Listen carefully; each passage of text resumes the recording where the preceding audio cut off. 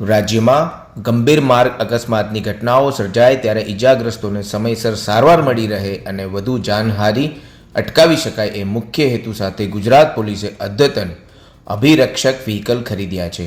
આ accidental response and rescue વ્હીકલને pilot પ્રોજેક્ટના ભાગરૂપે અમદાવાદ ગ્રામ્ય અને સુરત ગ્રામ્યમાં તૈનાત કરવામાં આવ્યા છે.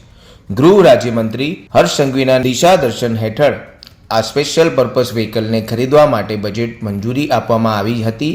રાજ્યના પોલીસ વડા વિકાસ સહાયના માર્ગદર્શન હેઠળ રાજ્યના એક્સિડેન્ટલ ડેટા એનાલિસિસ કર્યા બાદ જ્યાં વધુ ગંભીર અકસ્માતો સર્જાયા છે તેવા 2 જિલ્લા પસંદ કરી આ વાહનોને પાયલટ પ્રોજેક્ટ તરીકે અમદાવાદ ગ્રામ્ય અને સુરત ગ્રામ્ય વિસ્તારમાં મૂકવામાં આવ્યા છે.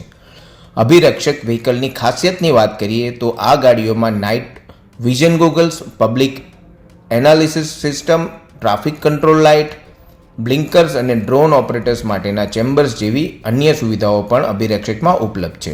આ વાહનોની બોડી તેમજ એન્ટ્રી એક્ઝિટ ડિઝાઇન પણ ફાયરપ્રૂફ અને હુમલારોધક છે, જે ખાસ કરીને ભીડવાળા અને સંવેદનશીલ પરિસ્થિતિઓમાં સુરક્ષિત કામગીરી માટે ઉપયોગી છે.